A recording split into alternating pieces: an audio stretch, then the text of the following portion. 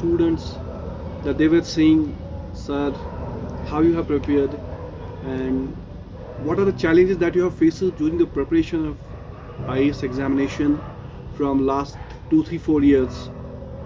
And most of the questions were asking from the students, and they asked me to release a video in this regard. It's going to be very special.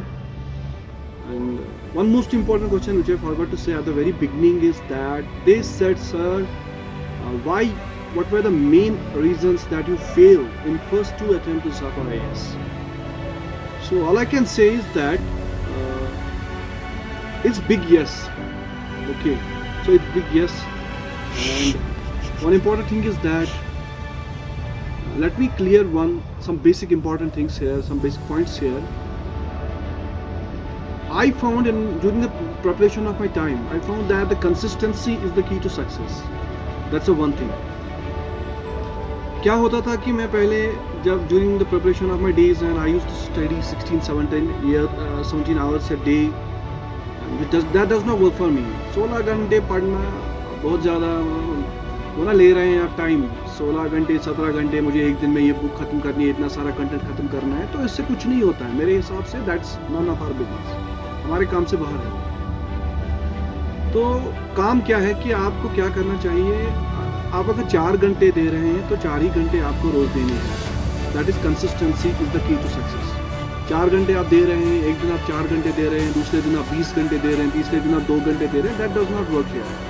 यहाँ क्या काम कर रहे हैं कि बस आप 4 घंटे 6 घंटे जितना भी. बिगनिंग में जब आप प्रीलिम्स की प्रिपरेशन स्टार्ट करते हैं, आप फ्रेशर्स हैं, so you have to read thoroughly NCERTs को आपको बेसिक अंडरस्टैंडिंग पढ़नी है. क्योंकि आप देखिए पिछले 2-3 साल से आप देखिए कि क्वेश्चंस कैसे प्रीलिम्स में आ रहे हैं, वेरी ट्रिकी क्वेश्चंस आ रहे हैं जो कि हमें बहुत ज़्यादा डिफिकल्ट होते हैं एलिमिनेट करना आंसर सुन के.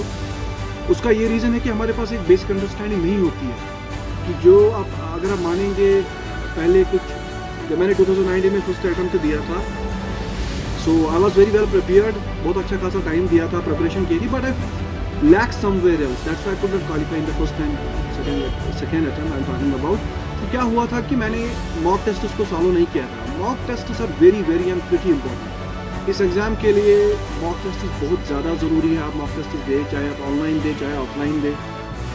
ये नहीं है कि और हमारे अंदर एक क्वेश्चन ऑलमोस्ट ये राइज होता है कि आप बताइए कोचिंग ज्वाइन करनी है नहीं करनी है. कोचिंग से कोई मतलब नहीं. हाँ, मॉक टेस्ट आप ऑनलाइन दे ऑफलाइन दे, वो आपकी चॉइस है. वो आप कैसे स्पेंड कर रहे हैं, कैसे आप चैलेंजेस को ओवरकम कर रहे हैं, कितना फाइनेंशियली है, आप दिल्ली जा पा रहे हैं नहीं जा पा रहे हैं, वो आपके ऊपर है. That depends upon you. But I want to say here is that कि मॉक टेस्ट देना ज़रूरी है. और ये अमूमन ये क्वेश्चन पूछा जाता है कि पहले ही मॉक टेस्ट देने हैं या लास्ट में मॉक टेस्ट दें. देखिए पहले आप फ्रेशर हैं, जब आपकी एक थोड़ा सा बेस बन जाएगी then you have to build up. पहले अगर आप थोड़ा सा बेस बनाएंगे किसी चीज़ के लिए, आपकी बेस बन गई, then you have to build up. आप उस पर बना सकते हैं कुछ भी. तो बिगनिंग में मुझे नहीं लगता कि इन माय ओपिनियन, मेरी पर्सनल ओपिनियन रहेगी कि बिगनिंग में मॉक टेस्ट देना कोई फ़ायदा नहीं है. आप शुरू में मॉक टेस्ट ना दें, शुरू में आप खाली 6 से लेकर 12 तक एनसीईआरटीज़ को अच्छे से पढ़ें, क्योंकि मोस्ट ऑफ द क्वेश्चंस आज प्रीलिम्स में मॉक टेस्ट से पूछे जा रहे हैं. मॉक टेस्ट से पूछे जा रहे हैं, लेकिन मॉक टेस्ट वही होते हैं जो सारे एनसीईआरटीज़ को कवर करता है, जो आपकी स्टैंडर्ड बुक्स को कवर करता है. मटेरियल तो एक ही मतलब मटेरियल तो सेम है, मटेरियल एक ही है, चाहे दिल्ली जाओ चाहे घर में पढ़ो, सेल्फ स्टडी करो या कोचिंग करो, उससे कोई मतलब नहीं. हम ये कहते हैं कि जो कोचिंग नहीं करेगा उसको एग्जाम क्वालिफाई नहीं होना, that does not work here. बस आप कितना कंसिस्टेंटली डेडिकेटली परसिवेरेंस रखते हैं, वो सब चीज़ें आपके पास होंगी तो आप इंशाल्लाह इस एग्ज़ाम को कर सकते हैं. मेरी सबसे बड़ी बात ये रहेगी यहाँ पे कि मैंने जो पहले 2 अटेम्प्ट को खोया, IAS के पहले 2 अटेम्प्ट को मैंने 2019 में पहला अटेम्प्ट दिया था. उसके बाद then I did not fill up the examination form even in 2020. 21 में मैंने दूसरा अटेम्प्ट दे दिया. तो वहाँ पे क्या हुआ कि वहाँ मुझे ऐसा लगा कि अब क्या रीज़न्स हैं जिनमें मैं लैग कर रहा हूँ, अभी भी कौन से ऐसे एस्पेक्ट्स हैं जहाँ मैं छोड़ रहा हूँ. तो मुझे ऐसे लगा कि revision is the key to success. आप रिवीजन कर रहे हैं, बार बार चीज़ों को पढ़ रहे हैं, आपको प्रीलिम्स में आसान होता है आंसर्स को एलिमिनेट करना, वो आर नॉट जो कि क्वेश्चंस में नहीं. ठीक है, जो क्वेश्चंस में के रेलेवेंट नहीं है आंसर्स, आप उनको आसानी से और एलिमिनेट कर सकते हैं.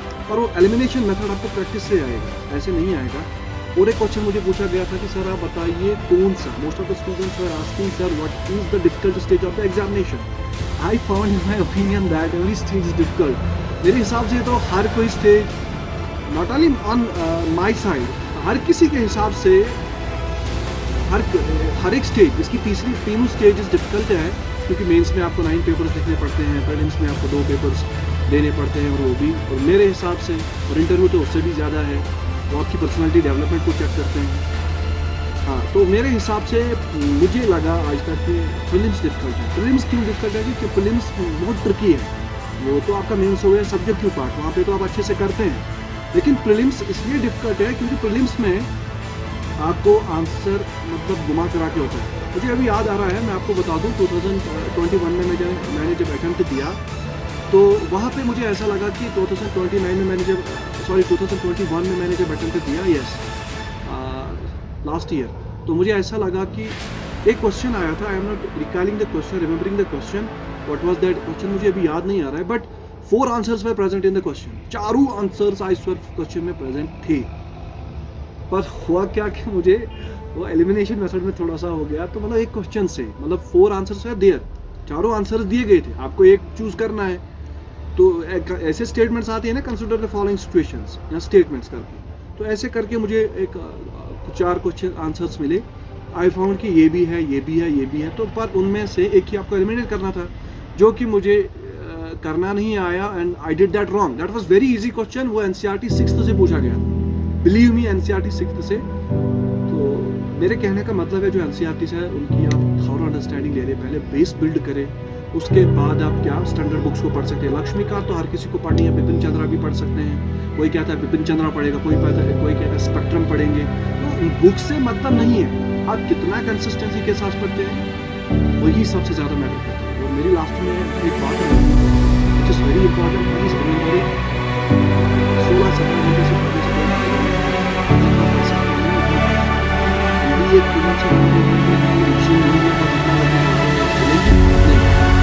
जितना आपसे हो सके उतना करो, लेकिन शुरू में अगर छोड़ के दे रहे हैं मेंस में आपको, तो सबसे बड़ी बात ये है कि जो मैं आपको कहने जा रहा था वो ये है कि एक तो आप बेसिक अंडरस्टैंडिंग ले लिया, उसके बाद उसके बाद आप दूसरा क्या करेंगे कि आप चीज़ों को रिवाइज करेंगे, और मॉक टेस्ट को भी आपको फॉलो करना जरूरी है।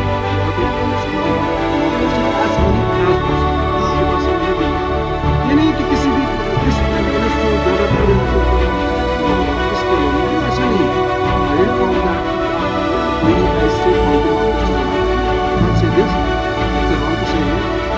मैं ये कहूँगा कि बस किसी भी